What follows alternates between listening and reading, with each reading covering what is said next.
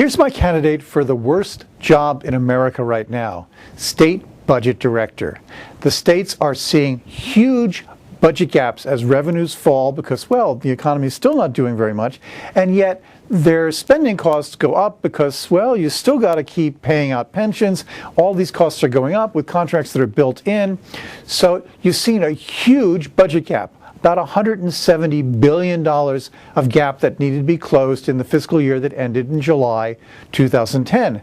The problem is that's not the end of the problem.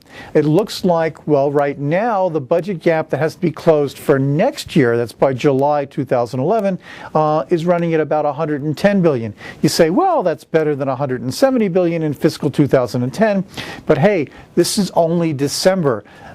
Inevitably, you get, in times like this, you get a revenue shortfall, so it's expected that $110 billion will increase by the time we get around to the end of the year.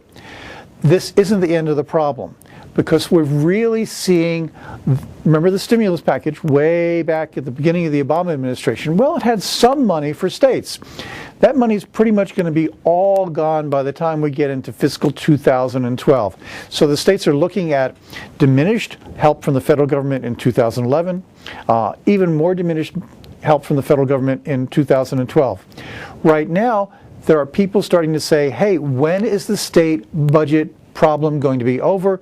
When do we see some kind of end to firings of teachers, closings of libraries, raises in tuition? It used to be that people were being kind of optimistic and say, well, maybe the worst will be over in 2011.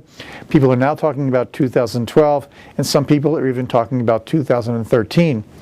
State budget and the cuts that are being made in it are a big drag on the economy. The states really don't have any way, since most of them are required to balance their budgets. They really don't have any way to offset this. So you're seeing all this as a drag. When people are laid off, when teachers or policemen are laid off, that's less money going to the economy.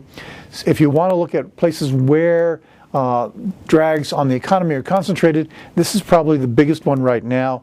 And it really doesn't look like it's getting any better in the next year or two.